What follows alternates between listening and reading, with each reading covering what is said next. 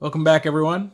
Tonight I have a review for Transformers Studio Series Voyager class, Wave 2. This wave consists of the Decepticons Brawl and Megatron. Brawl is pulled from the very first 2007 Transformers movie, whereas this Megatron is based on his second form seen in the Revenge of the Fallen film. So we're going to get a good look at these guys, their packaging, their inserts, all that cool stuff, and let you guys see if they're worth picking up for you. Here's Brawl's box. You can see here he's designated as number 12 in the Studio Series. You got this nice big picture of him right here on the front. Real close-up of his face on the side there. Showing off his robot and vehicle modes here. He takes 36 steps to transform. He is a pretty nice and complex toy, which you won't hear me complain about. Slightly less zoomed image on the side there. And yeah, nothing exciting on the bottom. Megatron box, very similar. Picture Megatron here, number 13. Super close up. Both forms. He transforms in 32 steps, so slightly less complicated than Brawl. And then this really nice shot of him here, which is not the same pose as the one on the front, so that's cool. You get two different renders of him, which is neat. Okay, we're going to take a look at Brawl first. Go in numerical order. So Brawl turns into this Abrams tank. This new figure is really pretty spot on to the accuracy of the real-life vehicle, at least the way it appeared in the movie. You have all this extra stuff here, which is really just weapon storage, so you can always pull that off if you want it to look cleaner. It's got the little side guns here. It's got one large tank turret, kind of a small double turret here on the top. Doesn't have working treads, it's just wheels underneath. A lot of robot chunks down there. One thing that's a shame is that due to the way that this thing transforms, the large tank turret doesn't turn at all. It's completely stationary, which is a common issue with tank-based Transformers. The upper turret bit here can turn, but you kind of have to unseat it because it's more or less locked into place. If you just pop it out slightly from there, you can spin it around if you want to. So I don't know if that's intended or not, but it's doable. This is a very solid-looking alt mode. I like it. I love the uniformity of the color. Makes it look like it's an actual army tank that's trying to camouflage in a battle zone. The only issue I have with this mode, aside from the fact that, turret can't turn, is that these little, I don't know what you call them, machine guns or, auxiliary weapons on the back, they're on a ball joint, which is pretty loose. For a brand new figure, they shouldn't be that loose, and especially this one right here. It likes to flop around if you accidentally tap it or something. It's just all over the place. So I wish they would have made that tighter, but oh well. And 36 steps later, we've got Brawl's robot mode.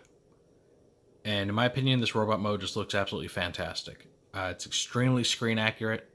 It hits all of the major points of, what the robot's supposed to look like. It's not 100%, but no Studio Series toy is ever going to be 100% to the CGI model. Just, it's not possible. But, he's got the tank tread shoulders. He's got his little, shovel scoop things, whatever you call these on the front.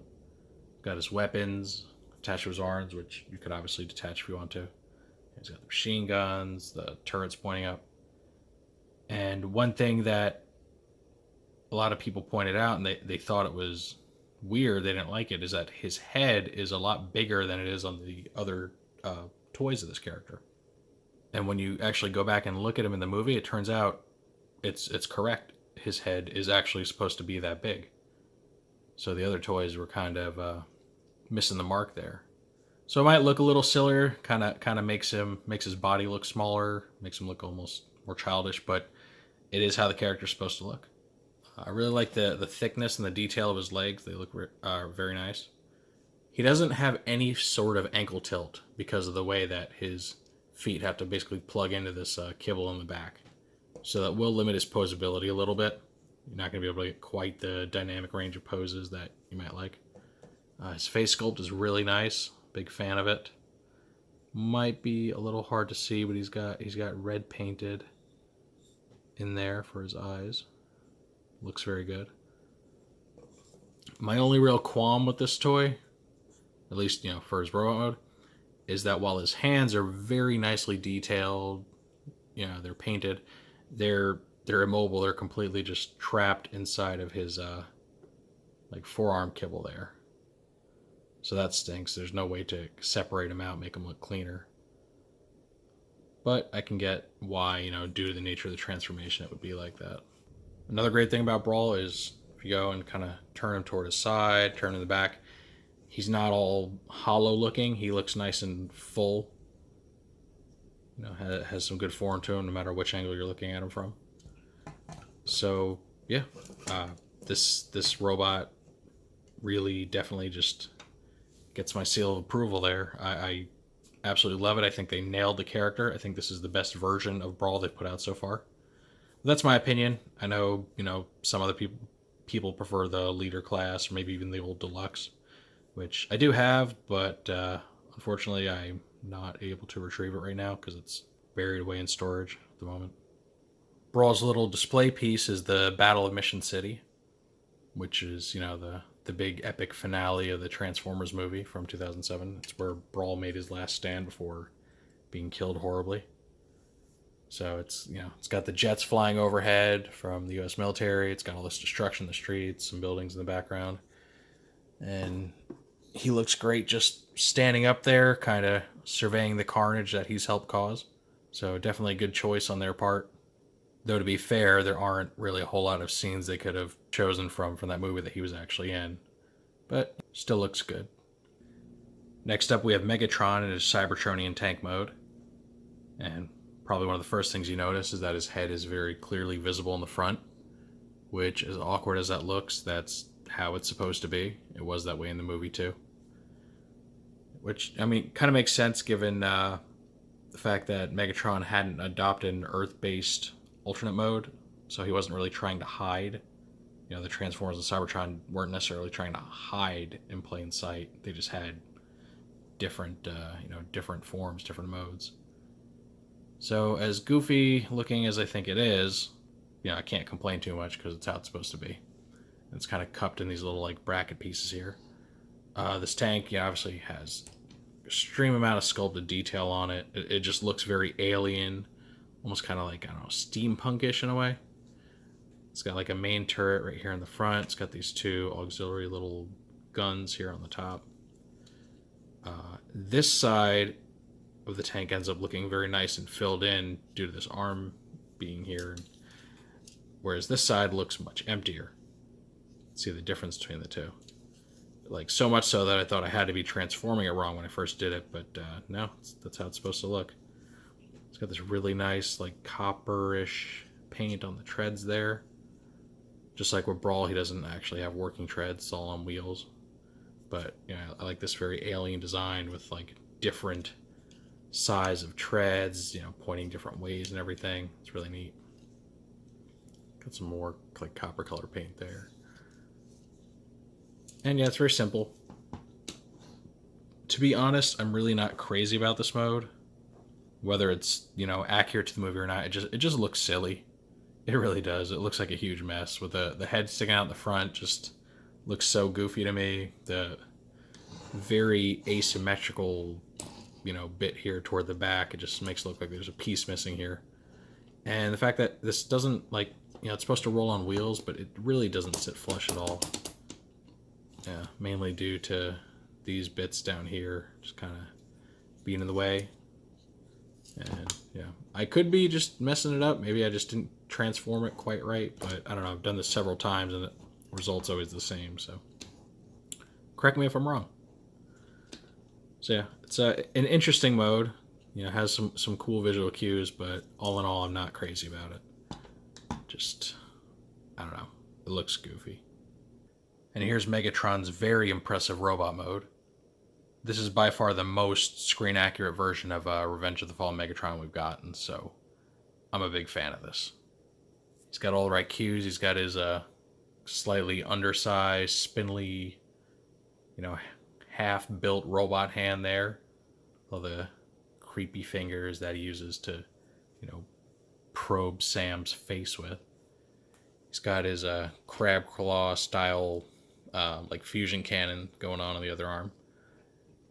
His little guns sticking up over the shoulders look really cool. The face sculpt is fantastic. Love it. Got good posability in his head there. The legs just come together so nicely. His the tank treads split into toes, which is the first time they've actually put that detail into a toy, which is a shame because that's how it's supposed to be. And it just looks really good. The legs look awesome. He's kind of got this like hunchback thing going on. He's got like boosters on his back. Just looks really good. From the side, he's got some hollowness that you can see. So he doesn't look perfect from all angles, but most people aren't going to be displaying the toy from the side anyway, so not a big hit to me. And then another cool thing is that he's got his little, extendable blade that comes out under the cannon, which, this is what he impaled Optimus with in the forest fight scene right before blowing a hole in his chest with the cannon. So, very nice touch. Looks good, either in or out. And I am absolutely in love with this toy. I do believe this is just hands down my favorite figure of movie Megatron, like any version of him. I think this one just takes the cake for me. Megatron's backdrop is exactly the same one that Studio Series Optimus came with. It's the forest fight scene that both of these figures were built to represent. So you can have them all up in here, kind of menacingly stalking Optimus from behind, getting ready to deliver that killing blow. And it's great because you can put those two side by side and, looks like they're in this battle together. So I think it's a good choice for him. Maybe another good option if they want to go that route, could have been the Fallen's base on the moon, or maybe even out in the, the pyramids in Egypt. Either one, those would have been pretty cool too, but I'm happy with the forest scene. And here's our boys standing together. One thing you'll notice immediately is that Megatron is significantly taller than Brawl. One thing that the Studio Series stresses is scale, specifically with the robot modes. And they've taken a lot of liberties with the size classes because, they do have to keep selling them at these classes, at these price points. But you're going to see some figures within a price point be much, taller or shorter than others. Usually, if they are shorter, it gets made up with their pure bulk. Even though Brawl is looking up at Megatron, he's still a pretty hefty figure in his own right. He's very wide. He's got a lot of parts to him. It's great getting more Decepticons. They don't always get a lot of love. And for a toy line that was based on the concept of, pitting the good guys against the bad guys and having these two factions, it is nice to see it kind of balance out. And I'd say pretty rare to get a Voyager wave that's both Decepticons, so that's pretty neat. As I point out, talking to each one of them, I am a huge fan of both of these when it comes to the robot modes. I think they're just so well done and are, up to this point, the quintessential versions of these characters in these particular forms. The alt modes, like I said, I'm really not a fan of Megatron's. Even if that's what it's supposed to look like, it just looks absolutely stupid to me. Brawls, I like a bit more, though I am extremely disappointed with the lack of functioning treads or articulation. But at the same time, I do understand why they had to go that route with it. These are starting to show up in stores a little bit here and there. I think they're showing up in Targets and stuff. These I actually got from Amazon, and last I checked, they're still going for retail, so if you want to scoop them up there, you can.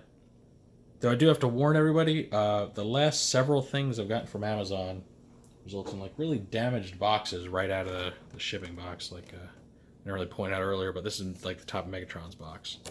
So if you're all about keeping the boxes or having mint boxes and all that, be careful with Amazon because they are not careful with that stuff. They really just, tear it up. So yeah, this was a relatively quick review. Didn't go too in depth. There's not a whole lot of crazy features going on with these guys that would take me too long to talk about, but that doesn't make them bad by any means. They're so good I can just kind of get through them very quickly without sticking around and nitpick on anything. So personally, recommend them both very highly. You know, they're 30 bucks a pop, so a little steep. You know, $30 doesn't buy you what it used to with Transformers, but if you, you know, like Brawl, you like Megatron, they're definitely worth picking up. Fully recommend it. So I hope you've enjoyed this review. Hope it's given you a good look at these toys, helped you decide whether or not you want to pick them up.